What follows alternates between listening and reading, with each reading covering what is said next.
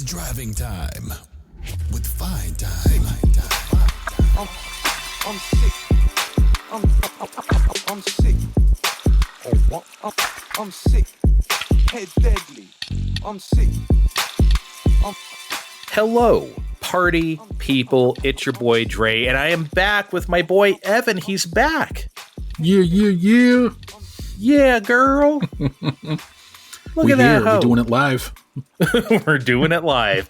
We're doing the overrated, underrated, properly rated. You've probably heard us do this a number of times, but if you haven't, here's how this goes.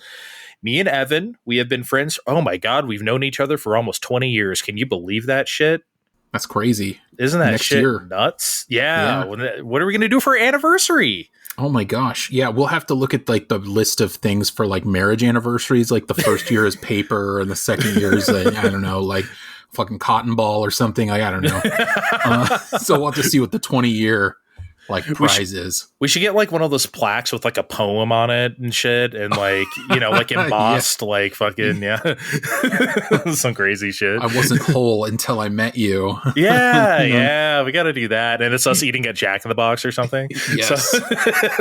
Okay, so basically how this goes is that we've known each other a long time, and we've always played this game amongst each other where we just throw a song at each other from popular music history, and we decide whether they are overrated, underrated, or properly rated. And that's what we're going to do. We don't know the songs that we're going to say to each other beforehand, so this is all off the cuff, a complete surprise. But for you guys, if you want to listen along, and because you might not know these songs as well as we do, there will be a Spotify and a Tidal playlist link in the description of this podcast. So go ahead and check that out if you want to listen along with the show, shall we say. Obviously, we can't play that music on the air because we will get hilariously DMCA'd into oblivion. So we're gonna have to do it playlist style. God, that would be so good if they were just so good about fair use and we could just play the song on here and just like, oh my God, that would be such a better show. But I would love that. Yeah, what can we do? We don't have any money for these lawyers. We can't get lawyered up in here. So that's true. Yeah, not with Pam Bondi's Justice Department. we best stay prayed up. Gotta tell you. All right. So with all that said, let's get started. All right, I'll launch us in. I'll fire the first shot here. All right, go ahead. You go first. All right, so the first thing that I want to talk about today is a huge hit.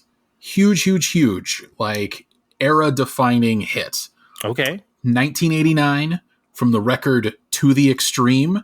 We're talking man. Ice Ice Baby by Vanilla Ice. Okay, so you probably know this about me already because we discussed it several times. You know, the first album I ever had was To the Extreme. I had it on cassette. I listened to that shit in my Walkman a lot. So I'm intimately familiar with this whole record, not just Ice Ice Baby. I've forgotten a lot of it now. I literally have not listened to it since then. But I used to be at some point real into this shit. Ice Ice Baby, I will say, is overrated, but not by much. This is not like something where I'm like, this should have never been popular. Look, you had to be there. You just had to be there. It made so much sense at the time. Even if you look back at it now, if you look back at the landscape of 1989, 1990, we had a lot of like pop, like goofy novelty pop rap. Right? MC Hammer was hitting at this time. I think Young MC's Bust a Move was like a big thing at this time. What's his name still big? Fucking Tone Loc. Wasn't he still a thing? Yeah. That's just kind of like and then you had like more serious, quote unquote, like real rappers still doing very dance tracks, like the absolute classic of Rob Bass and what's his name? It Takes Two. It Takes Two to Make a Thing Go Right. One of the best songs of all fucking time, in my opinion. No joke. So like a lot of that stuff from the very late 80s, early 90s, I think is like very important to not just hip hop, but like pop culture. So yeah, Ice Ice Baby is overrated. it feels silly to even talk about it as a real song, right? Because why even bother? Like, everyone knows what the song is. It's stupid, but that's okay. Stupid is good. Stupid is fun. REM Stand is stupid, right? Like, that's fine. Yeah. Absolutely. So yeah, overrated a bit. It probably was a little bit too much of the novelty of, hey, this white guy is rapping, right? But like, I just overrated by a bit. Okay, yeah, fair enough. I think one of the things, Vanilla Ice also could dance. I think that's a little underrated in the whole, kind of picture, is that he wasn't just trying to show up to the mic and just like, spit hot fire or whatever. Like, this was not Eminem later on, or, Logic, or somebody that actually tries to like, make some of their bones in rap proper. Yeah, he is not Tyler, the Creator. No one's going to like mistake him for that. Right, exactly. This is an entertainer, but like, yeah, the dance moves, kind of the, the style at the time. I always think back to the whole copyright component. Of course, we have Queen and David Bowie's Under Pressure. It's the same song. I can't believe they got away with that. That's insane. Yeah. If you haven't, to the audience listening, if you haven't ever heard Vanilla Ice trying to defend how the song was meaningfully different, there's a wonderful clip that I think was on VH1's Behind the Music. And it's a recording of him explaining, he does something like... You just got to see it. You just got to see it. Yeah. We can't even explain it to you. You just got to see it. You just have to... It's worth looking up. So, yeah, I would agree. I think it's slightly overrated, but still deserves its place in music history. That record is also one of my first albums as well. Wow. In terms of... I don't think I knew that. Yeah, and my mom got me, like, she had a bunch of cassettes, and she basically... passed them on to me, and it was a big case of cassettes. And so really there were like 10 different cassettes that were in there. Some really weird ones, like Ray Stevens, who was doing like novelty weird songs. Like, he did a song called The Streak. But then there was stuff like, MC Hammer, and then there was To the Extreme. And I remember listening to that record, and it was just all over the map. And I remember thinking, like, there was a song on there called Havin' a Roni. Yeah. And I remember thinking, like, what is a Roni? Like, what does that mean? Because I was born in 85, so you do the math, you hadn't 5, 6 years old. You hadn't heard the smash ballad, the Bobby Brown song Roni. No. Probably at that point. Not at that time, no. Yeah. So Great song. I remember songs like, he also had a song on there, I think, called Hooked. There's some sad lamentation about how this guy gets like roped in by some Jezebel. That record, if you've never listened, it takes some weird turns. It's a weird listen. It's not all like big hits like Ice Ice Baby. In fact, it's really not like that at all. Also, what was so interesting about it's like what you said, he could dance. Guess who else was handsome and he could dance? MC Hammer. That's exactly why he was a big deal. He could dance his ass off. That was like part of the appeal. It was always out there dancing, right? So I get it. This was a thing at this time for a reason. Again, overrated, but not by a whole lot.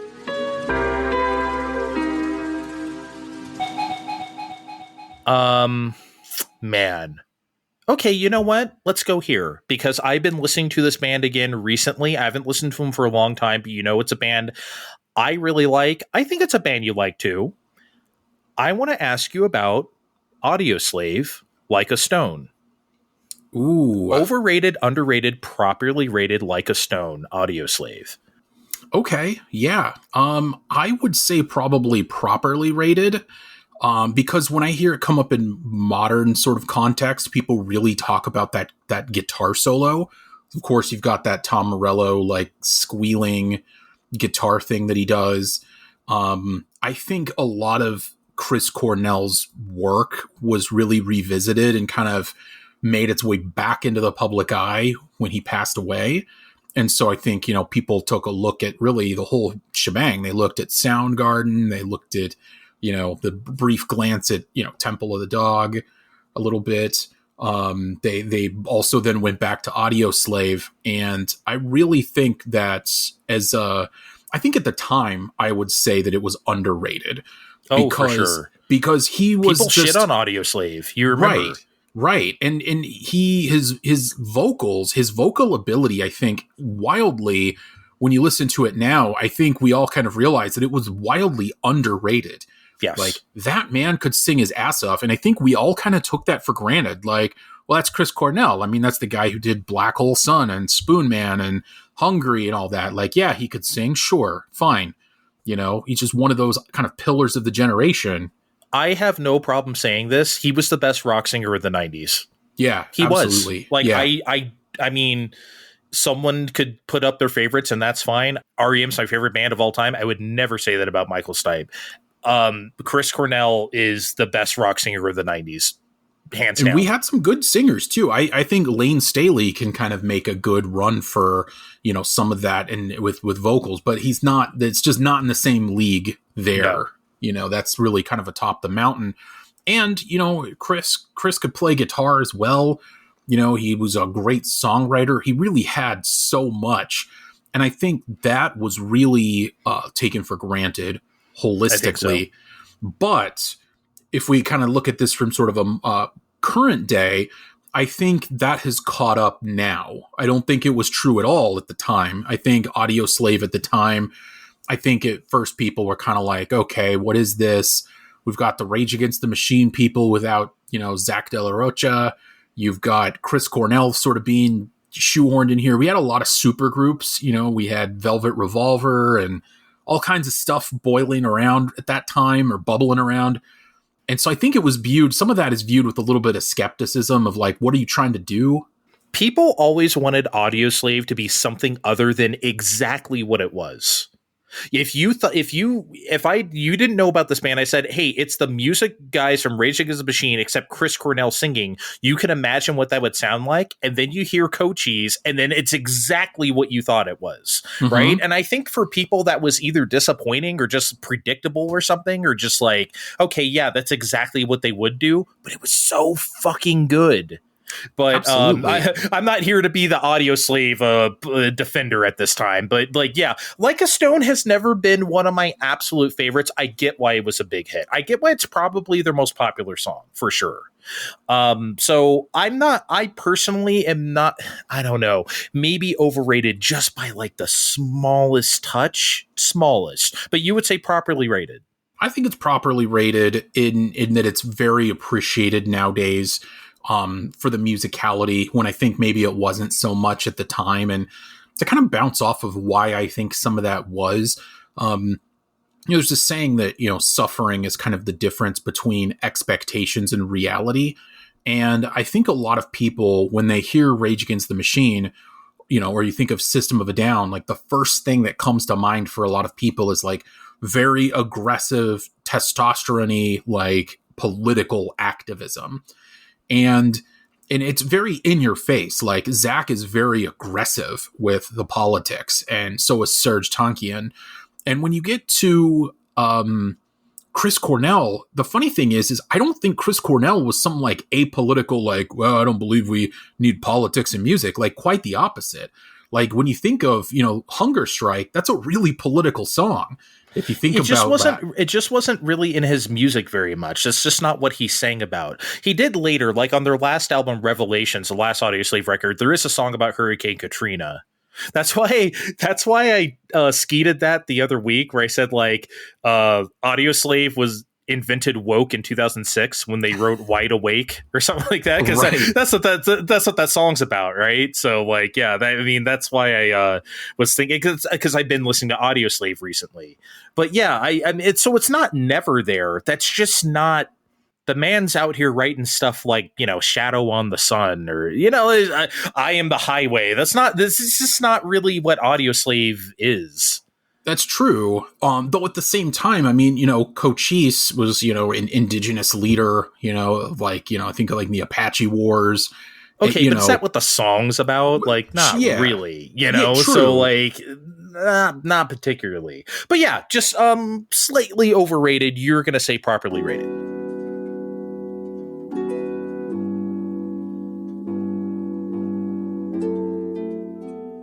All right, my turn. Okay, so we're kind of in the rock vein right now, so I think it's appropriate to move on to another rock song. So we're going to go with Hold the Line by Toto from their debut record from 1978.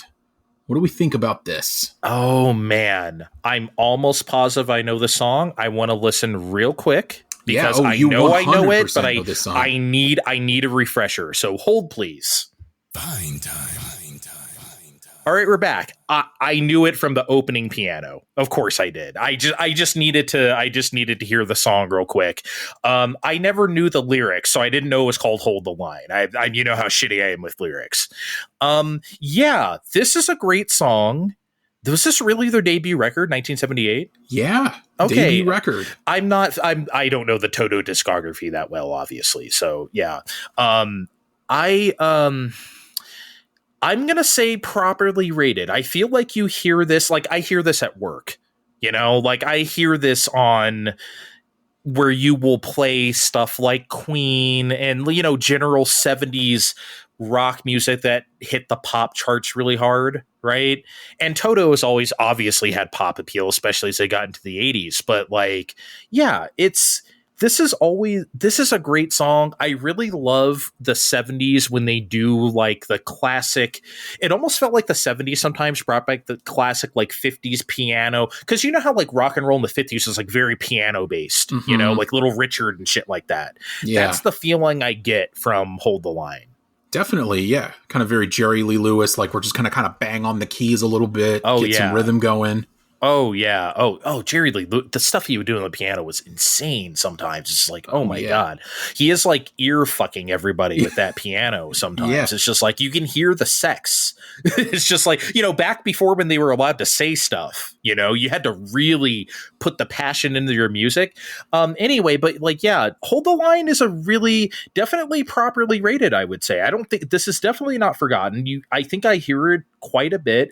Great chorus, excellent hook. Well produced because it's fucking Toto, of course. So it's just like, it sounds like $1 million. Yeah, properly rated, I would say, on Hold the Line. Okay, cool. Yeah, I would think maybe, you know, slightly underrated is maybe where I would put it, but only slightly. Of course, I would agree.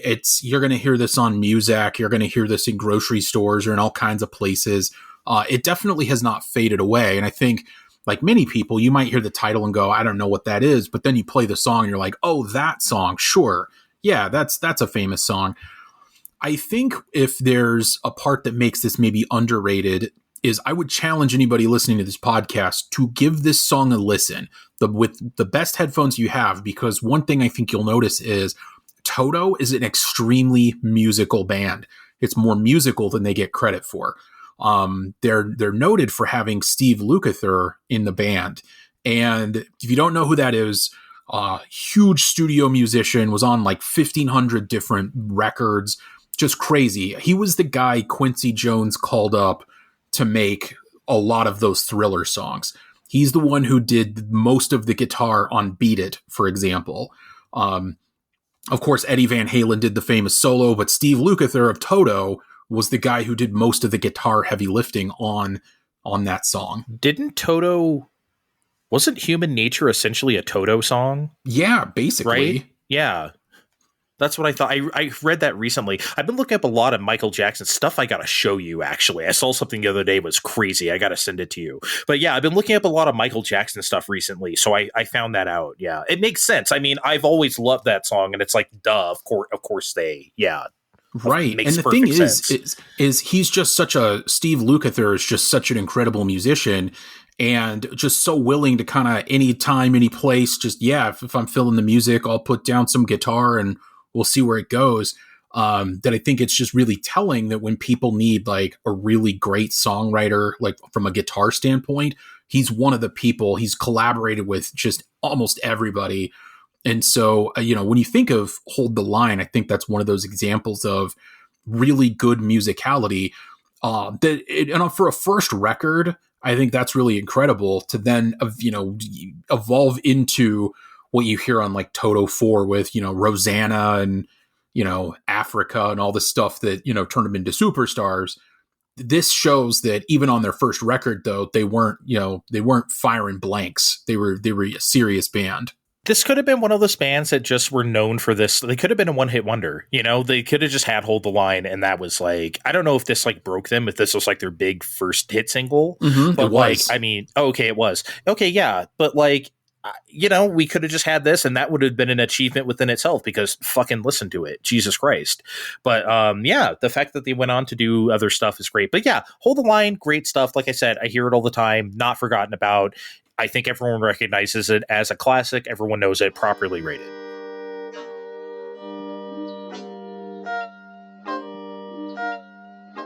Okay, you know what? Let's keep rocking. We've been rocking. Let's keep rocking. Okay? I don't think we've ever talked about this song before, in my recollection. I want to ask you about Living Colour, Cult of Personality. Oh. Overrated, underrated, properly rated Cult of Personality. I want to refresh myself on this. I know the song, obviously. I know, I'm a cult of personality. Don't sing it. Oh yeah, sorry, we're gonna get taken down again. But I want to hear it, because I think this is one of those that's probably also more musical. So I want to. Hold please. Fine time. Okay, we're back. Yeah, I'm glad you refreshed. I knew you knew the song, but obviously you needed to give a little, So yeah, overrated, underrated, properly rated Cult of Personality. I would say underrated. I think Living Colour in general is really underrated. I forgot, listening to this through the really good headphones, I think I forgot what a kind of wall of sound this song is. Like, it's really loud, boisterous, really in your face in a great kind of way that you really hope rock has from a dynamics standpoint. Really, really great stuff. And I remember the video was really cool for this too. I remember the video too, yeah. Yeah, the video I think kind of goes hand in hand with this. And I think people remember like the song, they remember the hook, I think, more than anything. And that's great. It's really catchy. But I don't know how much people remember some of those other nuances, even myself. And so I think I'm calling myself out for even saying, I think that I've maybe slept on this a little more than maybe I should have. So I think it's just an incredible main riff. Let's just start there. Mm-hmm. That's one of the best riffs of the 80s. I've talked about it a million times on the show, how I feel about 80s hair metal and like that whole scene. I don't like that shit at all. But when Living Colour came on, like I said, I remember the video, and even at that young age, I was like, oh, this is some black dudes up here doing this, like, of course, because that was like that. You didn't see that every day. Right. Yeah. Right. So that was cool.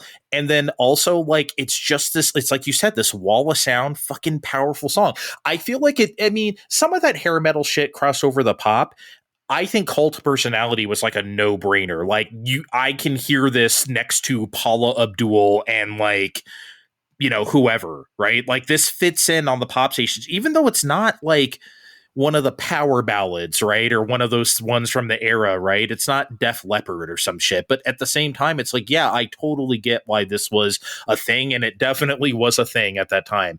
I'm going to say probably just a tad underrated as well. Just a bit. It's obviously not forgotten. It's a rock classic from the 80s, no doubt, but maybe a little underrated. I think we should give it a little more due than we do. I think it's interesting thematically too, Cult of Personality. When we think of the 80s, a lot of people, they think of like cocaine and parties and, excess and some of the craziness of the 80s. But I think one thing that we also have to keep in mind is that there were a lot of kind of cults of personality that were sort of emerging, like these global superstars that were becoming larger than life, that would take those careers in the 80s and continue them into the 90s. That's where a lot of those stars were really born. Like, we're talking Madonna. We're talking, Prince really comes into his own. We're talking Michael Jackson. We're talking, Sting. I think, we're lots of big groups, especially big people that are individuals. Madonna, right? The 80s invented the superstar. Yeah. Basically, as absolutely. We know it. And because like before that, yeah, you could be huge. Like, you could be the Beatles or something. The 80s invented a different kind of fame that we still kind of have today. It's much harder to reach, but it's like, the cult of personality now is, I guess, like the Kardashians or some shit. But I mean, like, it's the same thing, right? Like, it's always this, like, here is this big zeitgeist thing. The 80s definitely spearheaded that. It did. And it's not like we didn't have individuals that were huge, right? Like David Bowie obviously was huge and influential, but it wasn't the same kind of cult of personality of David Bowie. Even though he was huge, it wasn't the same as I think what we got with Madonna or with Michael Jackson. Like Michael Jackson and David Bowie, like Michael Jackson just hit, I mean, obviously he's incomparable, really, like just whole other level, but still. We didn't have cable TV. We didn't have MTV. Oh, yeah. We didn't have concert tapes that you could buy on VHS. We didn't have, you know what I mean? There's all this stuff that we could have in the 80s. We didn't have video games back then when David Bowie started hitting, right? So like you couldn't have a video game. Michael Jackson had his own video game. David Bowie couldn't do that, right? So like you had all this stuff. You know, that again, we still have all those things today. Maybe not MTV, but you know, we still have this shit. So yeah, I agree. And like cult of personality is that, but it's also not like finger waggy. It doesn't feel preachy or anything. It's just kind of commenting, hey, this is what's happening in the late 80s right now. You know, whatever. Definitely a unique phenomenon. I mean, because we have that technology, and you see how technology empowers, going viral. You know, virality. Mm-hmm.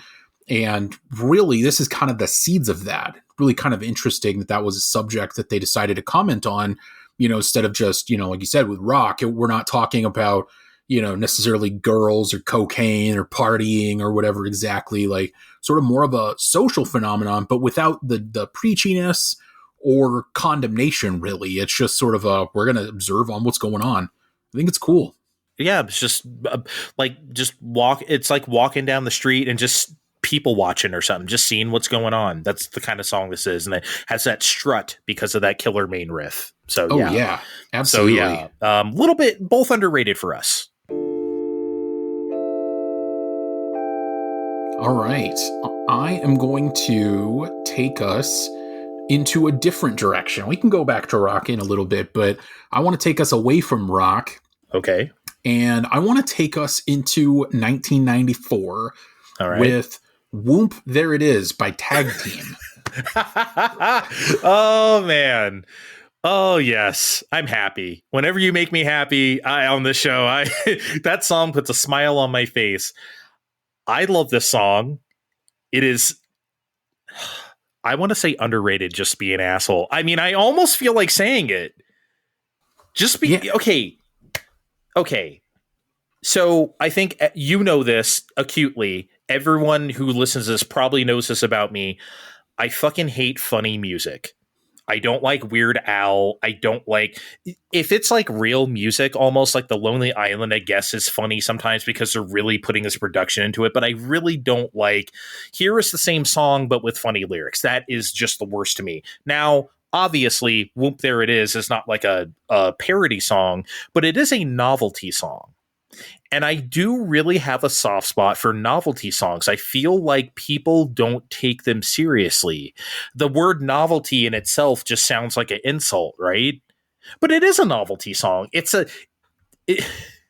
I watched a video on this. I think, it was Todd in the Shadows. I mentioned him before a few episodes ago when we were talking about Bitch. He also did a video one time about Whoomp, There It Is, and he described it perfectly where he said, it's not even a word. It's a sound effect.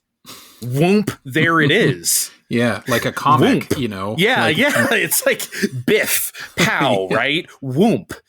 It's wild. I think it's great. It's an excellent 90s party rap thing. It's funny, right? Because like when the gangster rap came in, when Dr. Dre came in, and people thought, that's all we listened to in the 90s. MC Hammer and Vanilla Ice were starting to like go away, but it's like we still had we still had the Dip.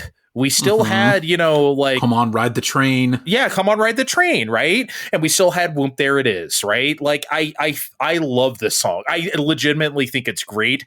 I don't think people think of it as a real song, so I'm actually going to say underrated. Fuck it. I'm doing it. It's underrated. Okay, perfect. I would say properly rated because I think a lot of times when people think of those big dancey songs, I think it gets grouped in that same category, like This Is How We Do It, Whoomp, There It Is, Come On, Ride the Train, like all those sorts of songs. So I think it's remembered. I think it's appreciated in that particular context. So a little bit of a history for people too that are listening. I found this out. There's also a personal story too. I found out, and maybe you already knew this history, Dre. I found out about the song that came out at the same time, essentially, called Woot, There It Is. Mm-hmm. It was made by the Atlanta-based group 95 South. Yep. That had like stripper anthem kind of vibes. Like that was very much like, show your ass, like whoop, there it is. That was the first like twerking jam, basically, is what that was. Yeah. Yeah. He literally has like the lyric like, yo fellas, where that booty at? Woot, there it is. Mm-hmm. So in a way, it's not really surprising that song didn't quite take off in the same way that more of a generic party song did. Right. But like whoop, there it is not clean. Like there is some, I mean, he spells booty, right? BOOTY, oh my, yeah. Right? Like it's not exactly like the clean it, but it's definitely like more friendly on the radio than Woot, there it is, for sure. Right. Yeah, absolutely. I found out about that, because I was working with a guy out of Atlanta, and I was talking about Whoomp, there it is, and he was like, "Oh, but have you heard Woot, there it is?" And I'm like, "Woot, there it is." Mm-hmm. Like, let me look into this, and I looked into the whole history and everything, and there was a whole kind of snafu and controversy over like who did what first, and were you stealing my song or idea? Because that's saying like Woot or Whoomp, there it is sort of a regional like Miami, Atlanta kind of club thing. And so it was one of those kind of sayings. It was just like lingo and slang kind of a thing. But the fact that both surfaced in a song in very similar fashions in a chorus, kind of made a little bit of a snafu at the time. It's the there it is, I guess, is the part. It's not even the sound effect whoomp or woot. It's the there it is the part that's like, whoa, you both came up with that at the same time. For the record, I never thought there was like anything nefarious going on there. I feel like just two groups arrived at the same conclusion at the same time, because like if you're in there it is might just be a strip club thing to say at that time anyway, mm-hmm. right? So like who knows, right? But yeah, no, Whoomp, there it is. Again, excellent. Every time I hear it, I'm like, yeah, I knew all the words to it. I love the song. Yes, I had the cassette single. Of course I did. Yes, but slightly underrated. I feel like people, because it's so goofy, I don't think people give it its proper due. Okay, I'd say properly rated, but I would still say that it is the better of the two songs between Whoomp, There It Is and Woot, There It Is. For sure.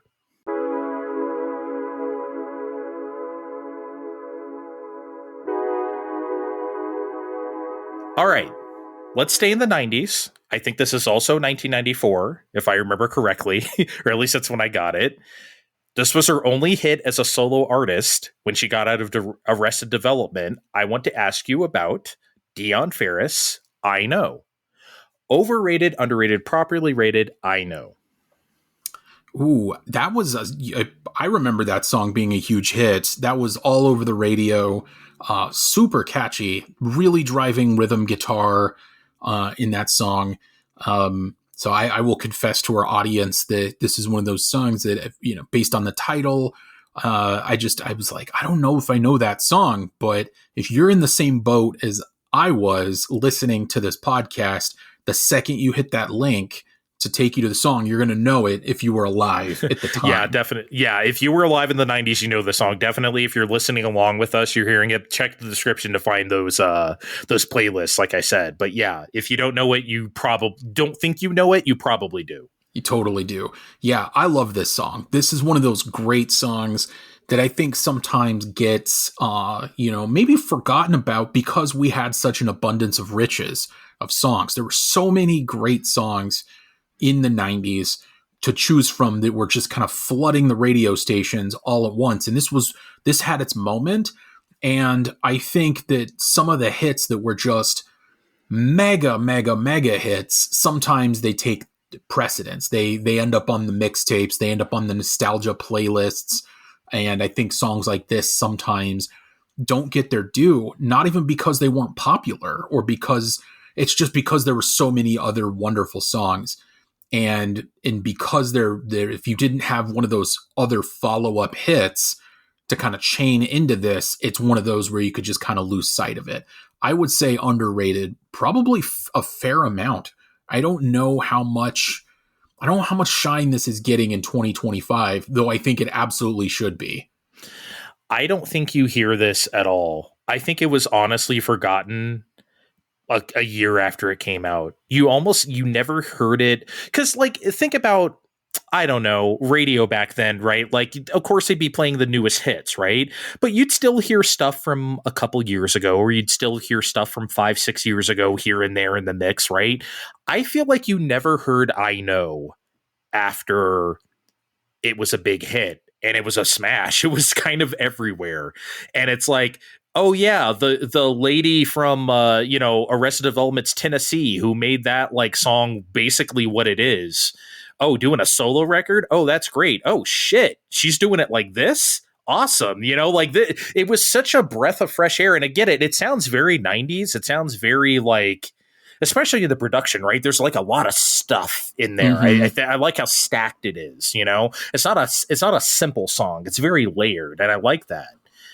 Obviously, a great hook. It's just the one hook, really, but I love the bridge, or maybe the chorus B. It's not going to work this time. I like that part a lot. That shit really sends me. But yeah, I had this album.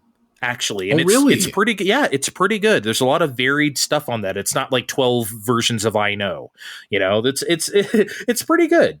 Anyway, yeah, I'm gonna have to agree with you. I think this is underrated, and by quite a bit. This might, honestly, in the history of us doing these shows, I think this might be the most underrated one. I honestly can't think of one that's more underrated than this. This deserves so much more attention than it probably has nowadays. Absolutely. And there's definitely songs that we can think about in our own collections that I'm sure everybody can think of that we wish were bigger. But this is one of those rare songs that was huge, that got tons of airplay, that probably everybody knows, that was around, that just kind of vanished. And there wasn't a good reason for it vanishing. Like, I think the only explanatory framework that maybe I have for it is just kind of volume and maybe capitalism as far as it relates to the radio stations. The radio stations had a lot of different relationships with various labels, things like that. So if you're Tony Braxton and you're releasing a new single, well, the radio station might play some old Tony Braxton too, to kind of link into that. So radio might end up loved on the playlist. Tony Braxton, dude. Oh, my did. God, dude. Yeah. They played so much Tony. The amount of Tony Braxton we heard on the radio was so disproportionate. I mean, look, there's nothing wrong with the lady. She had a lot of jams, right? That's fine. Yeah. It's just that, like, it was a lot. They loved Tony Braxton. Yeah, we don't get that with the Dionne. Well, here's the thing. I guess I was going to say it's because she's a one-hit wonder, but it's like she was known before she had this hit as, like, in another group. So, like, I don't know. I guess it's her only solo hit, but it's not like people didn't know who the fuck she was. It's not like she came out of nowhere before that.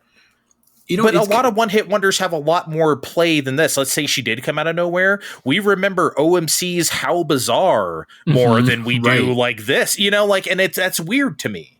It is weird, and it's really hard to kind of put your finger on what it is that really creates that staying power. Like, I don't know. It makes me wonder what that is, because at first I was thinking like, okay, well, when you think of huge hits, one of the things I was thinking of is, Tracy Chapman's Fast Car, and, just what a wonderful song that is. And it's like, okay, well, that's relatable to a lot of people who maybe feel trapped and who are struggling economically, sort of the weight of the American dream and their expectations versus reality. It touches you and the heartstrings, so like, okay, so I could see why that sticks around. I Know is, kind of flirty and fun, and it's got a lot of personality, but it's, sometimes fun doesn't necessarily stick around. But then again, sometimes it does. That's the other thing, is How Bizarre is kind of fun. Yeah, How Bizarre is fun, but the 90s were about fun, right? Mm-hmm. Yeah, we had the grunge, we had all the, whatever, but like we also had a lot of this.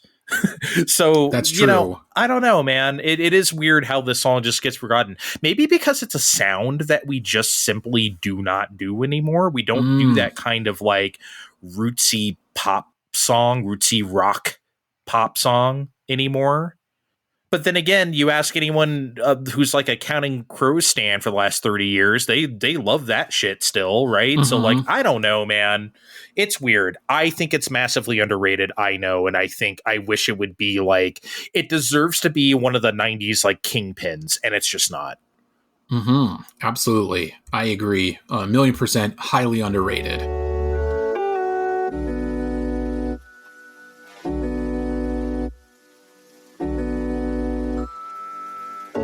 Okay, you give me one more, and I'll give you one more, then we'll go to lightning round. How about that?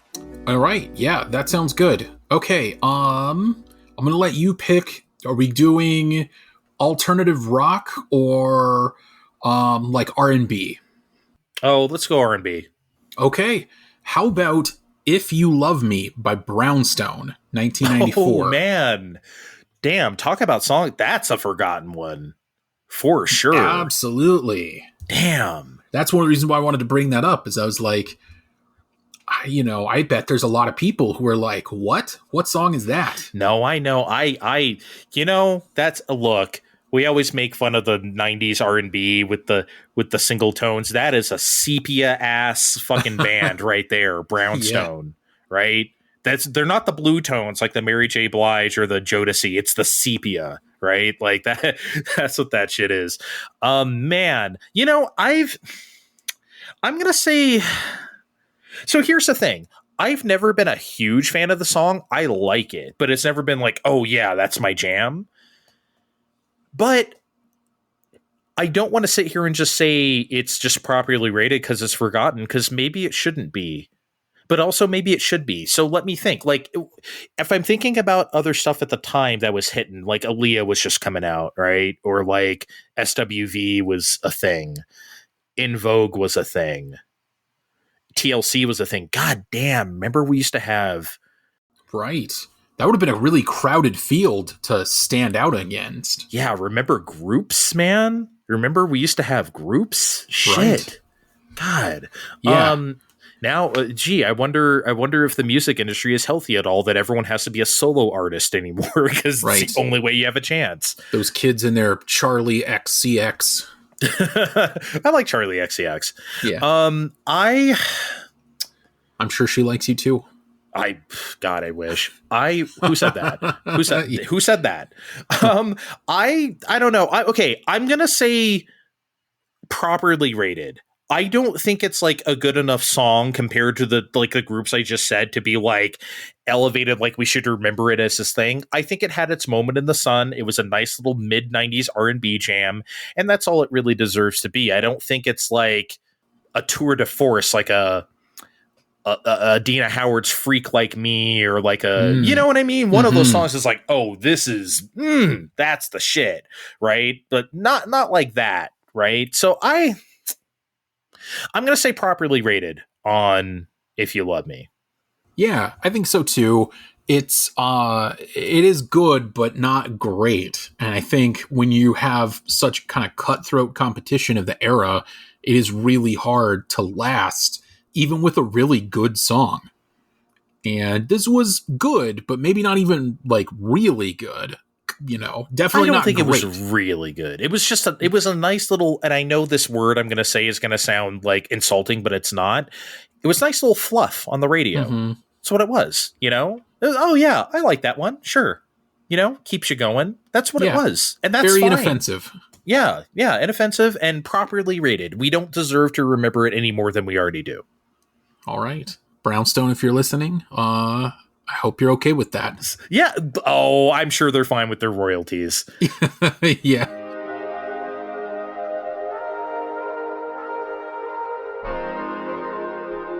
Okay. This is a song we've discussed extensively, so I know you like it. But let's try to put it in its proper place in history, okay? I want to ask you about Salt-N-Pepa, Push It. Oh, wow. Overrated, underrated, properly rated, Push It. Oh, man. That is a huge, huge song. Mm-hmm. Still remembered. I think it's referenced a lot because of, push it real good. I mean, anytime anybody says anything about pushing a thing, it's really easy to like joke about that or reference that. They've also had their kind of moment with commercials. Like I've seen them in commercials. Oh yeah. They've shown up in commercials, and yes, they have. Weren't they in some sort of reality show too? I believe so. Whoomp, There It Is was in a fucking Geico commercial. Now that you mentioned that, right? Oh, like a couple years ago. Yeah, it was the two dudes. It was actually like the guys. That's right. Okay, yeah. So that also helps with staying power. Yeah, being able to show that. Man, no, but Push It is a fucking 80s classic, obviously. But how classic? And that keyboard, like the keyboard is just so essential to the song. There's so many fucking hooks. There's so many hooks. Dude, I don't know how much you know about the making of the song, but it was yet another one of those stories where it's just like supposed to be a toss-off B-side. Wow. They just record. Yeah, this was supposed to be a B-side to their big hit. No, Push It was the hit. They didn't know. They just kind of like, oh, whatever. We'll just put this on the other side. No, man. Dude. You know why it's so good? Okay, I think it's underrated. Even after all this time. Because I think musically, it's fucking incredible. That's true. I don't think people think about it that way.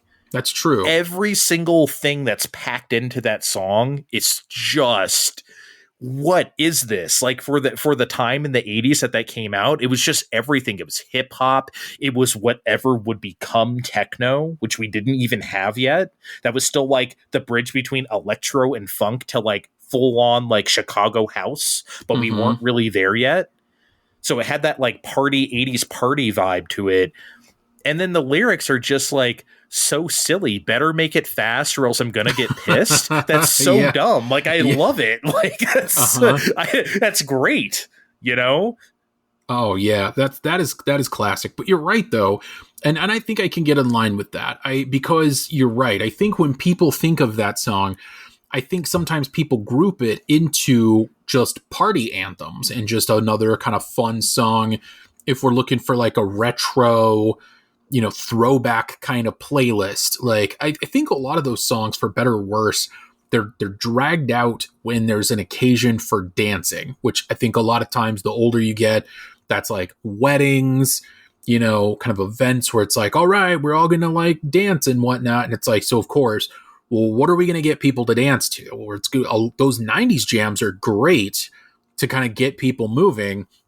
And so I think people think of it in that context of like, oh yeah, this is like the fun dance song. Like I bet there's countless wedding DJs all over the country that have that somewhere in the mix.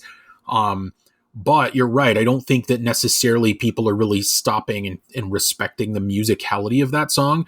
And I think the musicality even goes beyond just the keyboard stuff. I think about how much like the vocal equivalent of like Salt-N-Pepa did the vocal equivalent of what Vanilla Ice was doing on the dance floor. Like they were going their ass off on that song. Yeah, it sounds incredible. I like the like that part. I love all the high bell sounds, like those very 80s like bell sounds up in the like high up in the mix. I love the that part sounds fucking incredible, right? Like I think the song musically is insane, and I don't think people think about it that way. Maybe they should.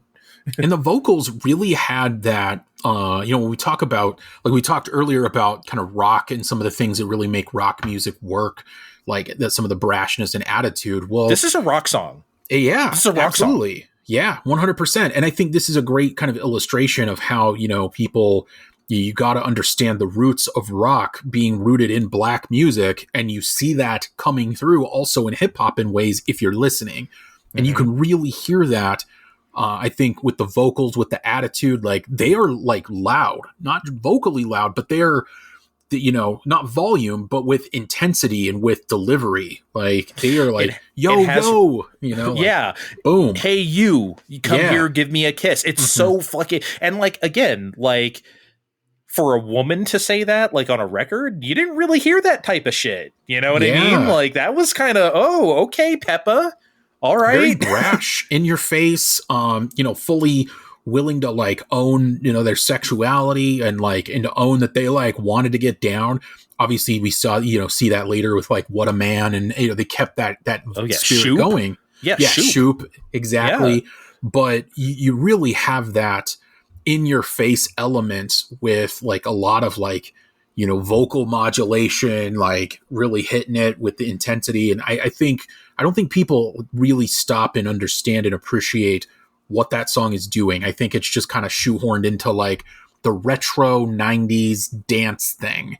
And I think it does deserve a little more than that, for sure. Yeah, for sure. I think it's just great. I'm going to say underrated. Not by a ton. Again, it's survived a lot. It's been in commercials. It's obviously still a very known song, and they still perform it, obviously, because they're still together, because why not? Fuck it at this point, right? So, yeah, it's remembered, but still underrated to me. Okay, now, per usual, Kevin has given us some lightning round songs. I have not looked at them, so this is going to be a surprise to both of us. So I'm going to look at them now and see if we want to do any. Oh, okay. Lightning round. No doubt. Spiderwebs. Overrated, underrated, properly rated. Spiderwebs. I'm going to say a little overrated. I never thought that. I mean, like, I like it, but it was played a lot. I think it was like a little much for. I don't know. It was good, but not that good. Slightly overrated. Spiderwebs. What do you think? Yeah, I think especially for that record, I think good, but the huger hit is obviously Just a Girl. That's really, I think, set that record off. For better or for worse. Mm-hmm. Yeah, good. Other songs eclipsed it, and I think that's okay. Yeah, I don't know, man. Like, if I think of like the pantheon of No Doubt singles, I'm more likely to think about like Sunday Morning or Hella Good or something, like more than I might think of Spiderweb. Like, shit. I don't know, man. I like it. Don't get me wrong. I'm not trying to shit on it. Just slightly overrated for me. Okay. Let's do one more. Lightning round. He has here Incubus, Megalomaniac. Oh, yeah. Okay. Overrated, underrated, probably. I know you're an Incubus guy. You kind of, you're more into them than me. That's for sure. Yeah. Or at least you were at the time. I mean, I remember when we met, we were still kind of pretty into that kind of scene, right? So, like, I know you've done more Incubus than me. I've never been a huge Incubus person. I remember my friend had Science on CD. I remember he really liked that. It's the most Incubus I've ever listened to. But no, I know Megalomaniac. I think this is a pretty good song. Yeah. Did he ever admit that he said this is about W, or did he ever like? Yeah, I think we got there. I mean, that was really filled with, the video was filled with all sorts of like anti-war imagery, and it was very, it was very of the era, that 9/11, George Bush, like fucking everything up kind of era, where people were kind of pissed off about that. But yeah, it's good. Yeah, that's a good song. If I remember right, I believe that was off of A Crow Left of the Murder. I believe so. I think it was like the first single or something. Yeah, that was the lead single off of that record. I think it's good. I think for me, off of that record, I think there's just so much better material off of that record that it's hard for me as an Incubus fan to like put too much stock into that, especially as far as singles go. If we're talking Incubus singles, you've got like their biggest record, their biggest two records were the two records before that, where you had Morning View, which had the really huge mega smashes. Like, but like, I feel like when Megalomaniac came out, I don't think people were really thinking much about that. I feel like that was taken as a sort of like singularity, or at least, okay, maybe that's just my perception, but I sure as hell wasn't thinking about Drive or whatever when this came out. And also, like, I don't know, I think it's a good song. I think properly rated. We don't think about it much anymore because it's a song of its time. It couldn't possibly be more of its time. So I think it's properly rated. Megalomaniac. Good song. Yeah, maybe properly rated, but if it's properly rated, it's appropriately rated as just fine. Yeah, I think there's better songs. I don't know how much I'll put it this way. Like the only time I've seen Incubus was in 2023 at the world's stupidest named show ever, the Sick New World, big old festival that had like all the like, like Deftones and Korn and Chevelle and lots of different new metal. They should have just named it Sick Sad World. I mean, who cares? Right, that would have been way funnier. Just pay MTV, get the licensing. Yeah, Sick you New get World. the eyeball and everything. Like, who gives a shit? Right, that would have been way cooler. That would have been way cooler. I was embarrassed to tell anybody, I went to Sick New World. I'm like, God, this is so cringe. So fucking cringe and embarrassing. Oh, my favorite song is Silly World. Right. Yes, exactly. Man, but like I saw Incubus. They were there. They played a set and super great show. I don't believe that they played that song, and I which doesn't necessarily mean too much, but it makes me wonder, like, how often do you put that in a set list? Like, do they find that relevant and really worth inclusion in like their live shows and stuff? And I don't know that they do, and I think that's okay. I don't know how much the band holds that in high regard. I don't know how much fans hold it in high regard. Probably properly rated. It's as perfectly fine for the early 2000s. Yeah, I agree. Just it deserves to stay in that place, and it was rated properly at the time. It's rated properly now. That's it. Okay, great stuff. Excellent stuff. We'll surely do this again. So definitely, I hope everyone out there enjoyed this. Again, check the description of this podcast to find our links on social media and links to the playlist of all the songs mentioned in this episode. And we'll see you next time. Bye. Fine Time. Broadcasting